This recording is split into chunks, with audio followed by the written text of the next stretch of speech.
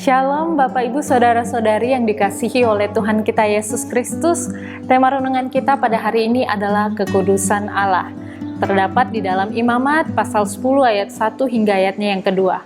Demikianlah firman Tuhan.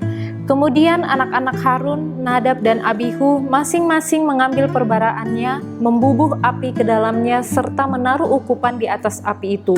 Dengan demikian, mereka mempersembahkan ke hadapan Tuhan api yang asing yang tidak diperintahkannya kepada mereka. Bapak Ibu Saudara-saudari, hari itu kemah suci gempar. Nadab dan Abihu, dua anak Harun, hangus habis dijilat api dan mati di tempat. Alkitab jelas menerangkan kesalahan mereka, yaitu membawa api yang asing, yang tidak diperintahkan Tuhan.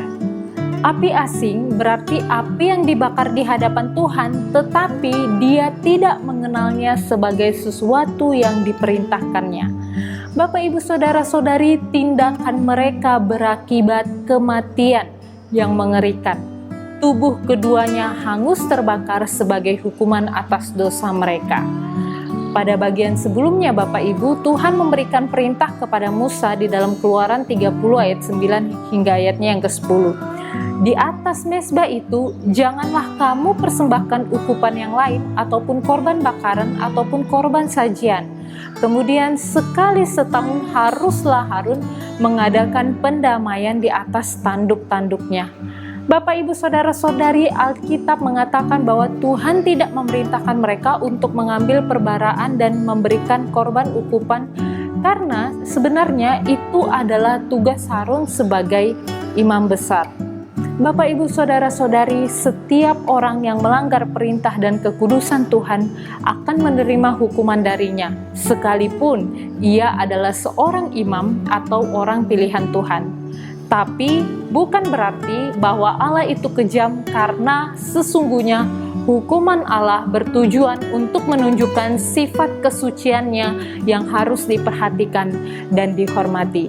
Dan dalam Alkitab juga Bapak Ibu, kita menemukan bagaimana Allah dengan kasih, kemurahan, dan keadilannya memperlakukan orang-orang berdosa dalam berbagai situasi. Dalam Alkitab juga Bapak Ibu, kita menemukan Allah dengan kasih dan kemurahan hatinya menarik manusia ke dalam hubungan yang khusus dengan dirinya. Bukan karena manusia pantas mendapatkannya, namun karena Allah itu penyayang dan pengasih, panjang sabar dan berlimpah kasih dan setianya.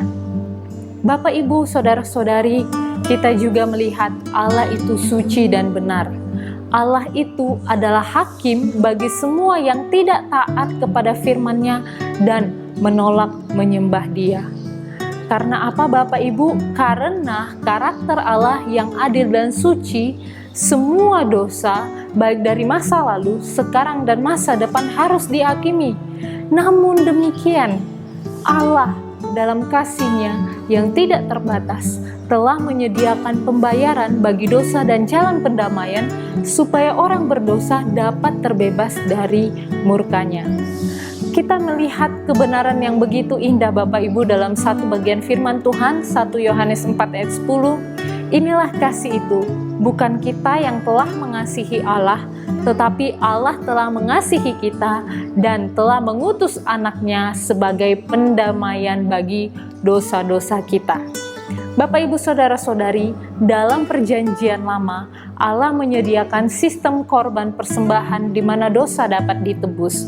Namun sistem ini dirancang bersifat sementara untuk mengantisipasi kedatangan Yesus Kristus yang akan mati di salib, yang benar-benar menggantikan dan menebus dosa-dosa kita.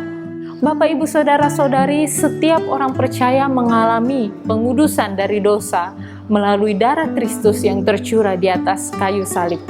Karena itu, tak seorang pun berhak mengatakan dirinya sudah kudus, selain bergantung dan berdasar pada kematian Kristus yang suci dan benar adanya. Bapak Ibu Saudara-saudari, dari banyak atribut yang dimiliki oleh Allah, Dia membagikan satu atribut yang paling penting kepada manusia, yaitu kekudusan. Di dalam Alkitab dikatakan manusia harus menjaga kekudusannya sama seperti Allah yang kudus. Ini yang membedakan antara pencipta dan yang dicipta. Pencipta Maha Kudus, yang dicipta ini belum kudus sempurna karena jatuh dalam dosa. Oleh sebab itu, Allah ingin manusia hidup kudus dan memuliakan Tuhan. Pertanyaannya bagi kita adalah sejauh mana kita menyadari pentingnya hidup kudus di hadapan Tuhan untuk terus dekat kepadanya. Taat pada firman Tuhan dan melakukan perintahnya merupakan salah satu cara untuk hidup kudus dan memuliakan Tuhan. Tuhan Yesus memberkati. Mari kita berdoa.